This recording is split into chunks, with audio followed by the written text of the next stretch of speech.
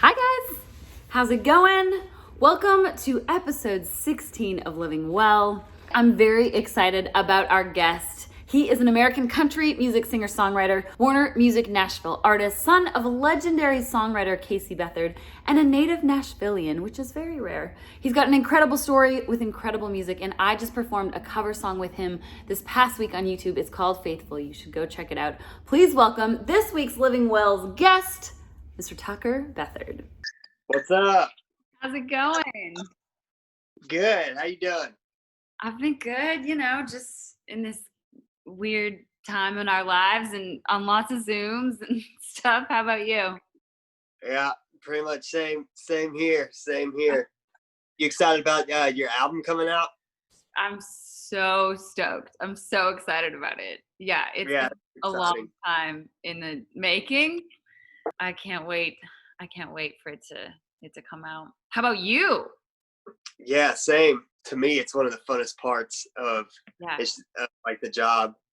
After working hard on it and pouring your heart into it, sharing it with other people is always exciting. So it is always exciting. Absolutely. Talk about this new album a little bit. So it's named after your brother, and you have a song about your brother on the album too, right? Yeah, my little brother, his middle name was King, and he passed away in December, and then by the time I thought I had a lot of the album done up till then, but then as a writer, you can't help but pour out your heart and songs, and after that long period of time, it just kind of made sense to kind of shift the album title and the whole project. It just felt like a different project to me, and wrote a couple songs, new songs, and one specifically about my brother, and just felt like it was such a big chapter in my life, and he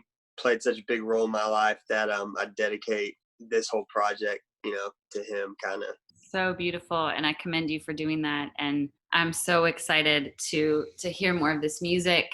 We'll get to this song that I think you're going to play a really awesome version for us in a few minutes. But we did a cover of Faithfully that came out last week, which is awesome. Thank you so much for letting me be a part of that. Talk a little bit about Faithfully so that everybody watching knows more about that song. Yeah, I mean, it's definitely like an older song of mine.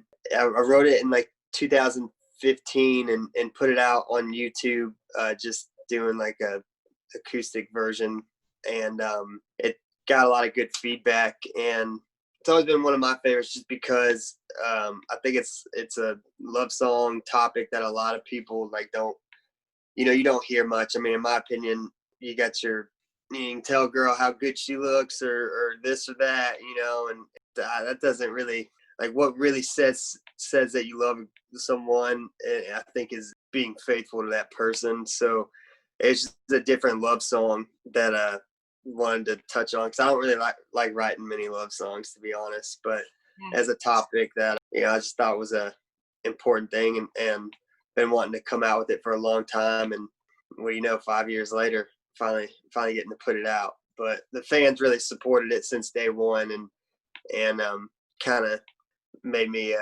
never want to get over it or give up on it. So yeah, I mean, kudos to you. This song has been on YouTube for a little while and has so many views on it. I remember the first time I heard it, I was like, dang, Tucker, this song is awesome. So I appreciate artists who can see those sort of messages writing on the wall from fans being like, we want more of this. We want to hear this. I'm so happy that you're bringing more life to this song. And thank you for letting me be a part of this extra cool cover video on YouTube. It was actually funny. We both showed up to the shoot with white Strats Yeah, yeah. I was definitely gonna play that white Strat, and then you broke out the same one. And I'm like, oh dang, maybe I'll switch. Hey, I'm always fun to match guitar wise. Don't tell me the good time.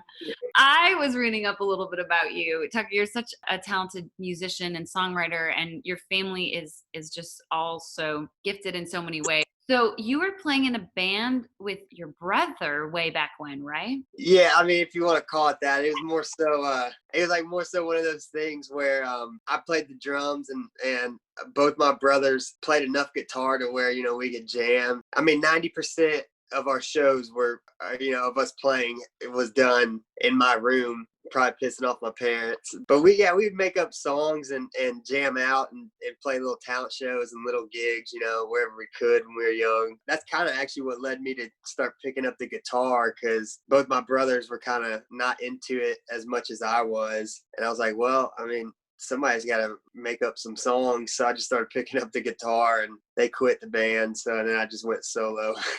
That is awesome. That's amazing. Yeah, it was fun. Even your journey in town the past few years, like I always have so much respect for artists because I know how difficult it is. And sometimes our journey of navigating all of this ups and downs and signing record deals and releasing singles, and it never happens the way we envision it when we're little growing up and being like, yeah, I think I want to do music. This seems like a cool thing to do.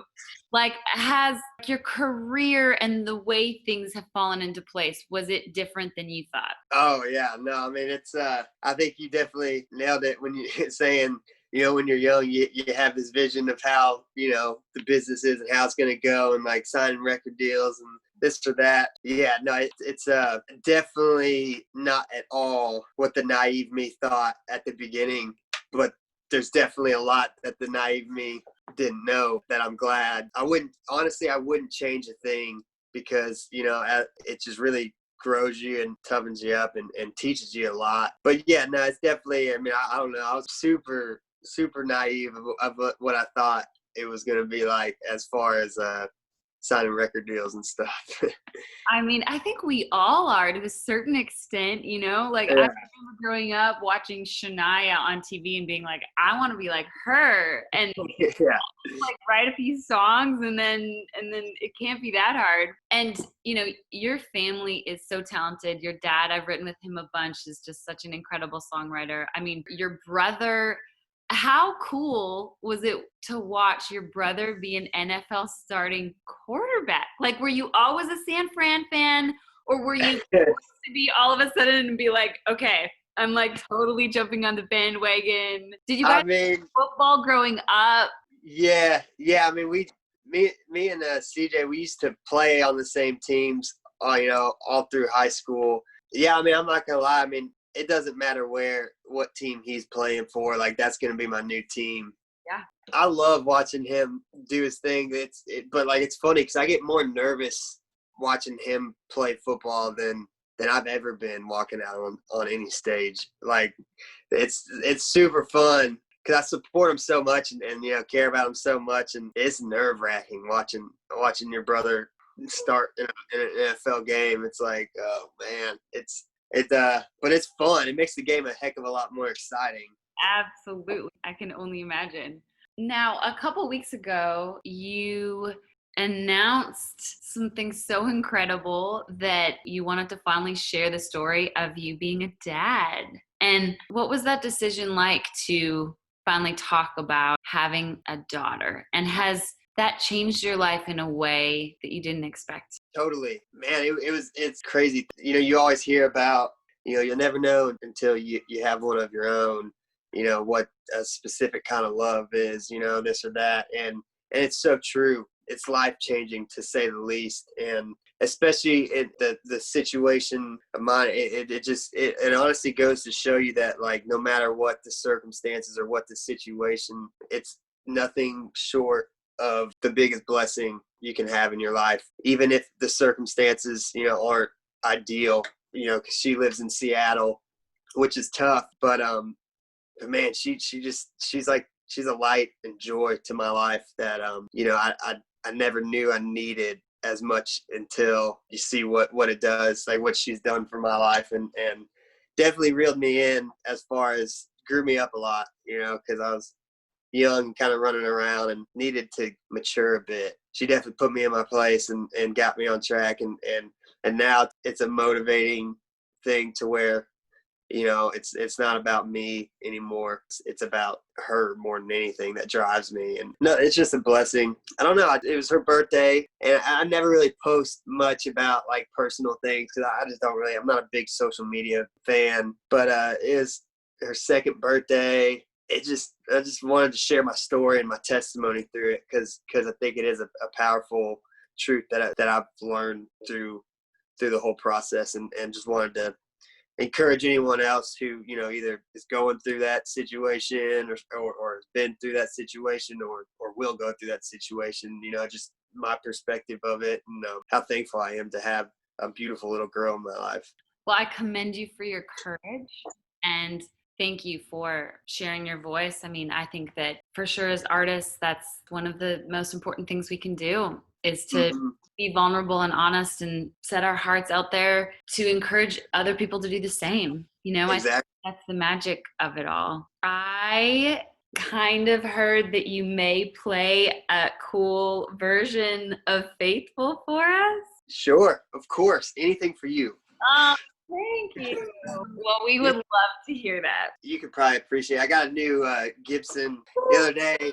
I was going to ask you, where's that guitar from? Yeah, I'm sure you know, you can relate to this. Like, you ever have those days where you just like wake up and you're just like, I'm going to get this new piece of gear or whatever it is. And like, you don't want to get talked out of it. You're just like, I'm just going to go do it. Yeah. I had one of those days. I was like, I need an older Gibson acoustic guitar. And what year is that? It's a 61. It's a LG1. Actually got it at Guitar Center. And my heart is fluttered. It's so beautiful. It's fun. It's cool. What kind of acoustic do you play? I play a lot of Martins. I mean, obviously the old ones are the best ones, and especially when you can find one that's so special. I play a lot of like OM28s is sort of my jam. Yeah. And so actually, it's a similar body size. Yeah. I love the Martin. It's tough to beat a Martin. But I will say, I mean, we're getting all guitar nerdy for everybody here, but there is nothing in the studio like recording like an old Gibson. Yeah, they got character. They have character, and they like wear age differently than totally. Guitar. So old Gibsons, when you can find a good one, and that one just looks so beautiful, it's like they are so special.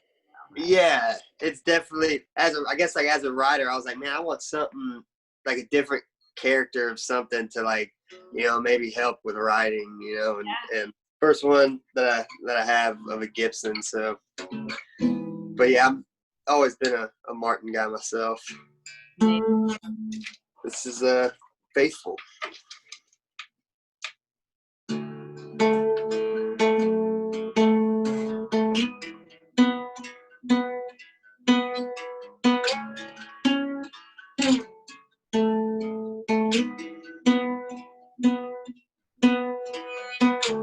It's crazy how my heart beats so damn loud, holding on to feelings that need letting out.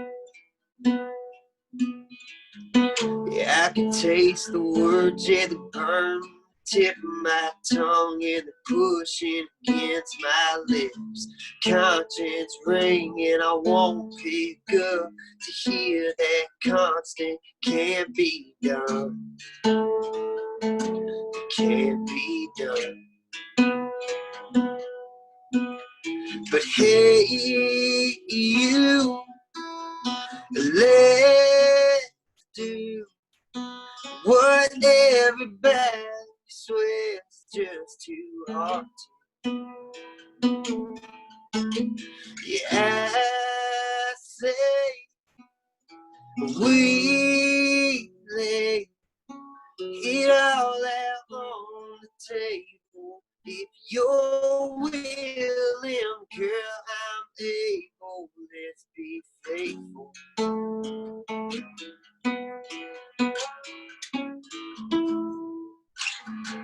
I hate to ask, but hell, I gotta know. see yourself hanging on down the road? But do you see us both hanging on to hope, that tangled rope freighting on both ends, counting on the memories we stacked up to hide the truth till it caves on us. It'll cave on us.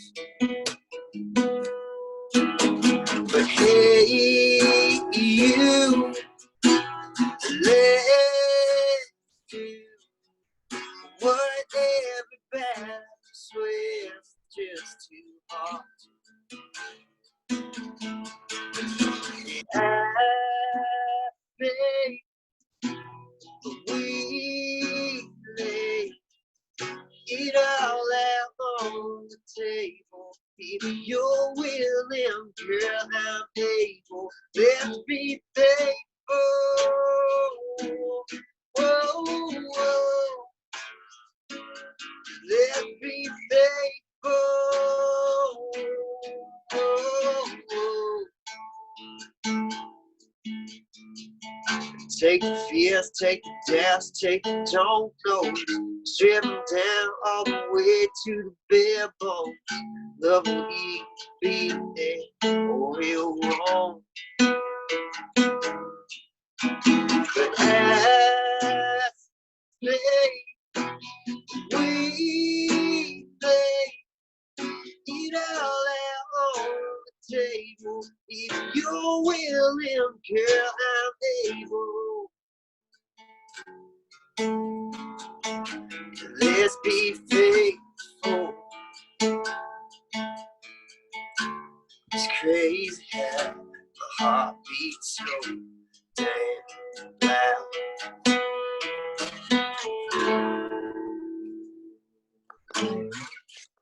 Yeah! Thank you. It's amazing. It's so, so good, Tucker. I love that song. I was singing along. Thank you. Well, I just appreciate you. I appreciate your courage. I cannot wait to hear the rest of this album. King comes out on August 21st. A week after yours comes out. I know. Yeah. Like August is the month to celebrate. Yeah. It's amazing. That's right. We're doing it right. We're doing quarantine right in some That's right. I'm excited to hear yours. I meant to tell you, I was listening back to the duet on Faithful we did. Dude, your solo is sick on that. Thanks. Like the tone and everything. I knew it cool in the moment, but like I guess I wasn't fully able to like appreciate it or hear it like totally. But I was listening back. That was badass. Hey, well, you just feel things in the moment as musicians, and yeah, that was such a fun day, and I'm so appreciative for you making me a part of that. Everybody needs to check out Tucker's socials, his everything. Make sure you keep your eye out for King, available August 21st. Tucker, thank you so much. Yeah, thank you. Thanks for having me. Good to see you. Absolutely. So good to see you. I'll see you. All right. Bye. Tucker, thank you so much. You guys should all definitely go check out the Faithful video on YouTube. It was so much fun to do with him, and it's such a good song. So guys, now it's time for the Wellisms of the week. You know, I started the Wellisms of the week because I really wanted to focus on good news. And I think focusing on positivity and good news is contagious. And actually, one of the Wellisms talks about this. So, Wellism number 1. Artist Michael Gitz sent 1,800 flower paintings to a Brooklyn hospital. He wanted to commemorate the heroes. Michael gifted a unique floral painting to every doctor, receptionist, janitor, inventory manager, cook, administrator, and nurse at the Interfaith Medical Center in Brooklyn. He wanted to say a special thank you and used syringes to create the expressionist paintings. Michael, what a way to give back to our frontline workers. Thank you so much. All right, Wellism number 2. A new survey of 2,000 Americans found it has been important during the pandemic to find things to smile about in order to stay positive. 56% said seeing someone else look happy improves their mood, and in recent months, 31% have made more of an effort to smile at other people. A survey by one poll found U.S. adults believe they are smiling about 11 times every day. That's almost 250,000 times over the course of an average lifetime. 52% cite hearing good news most easily triggers them to respond with a big grin.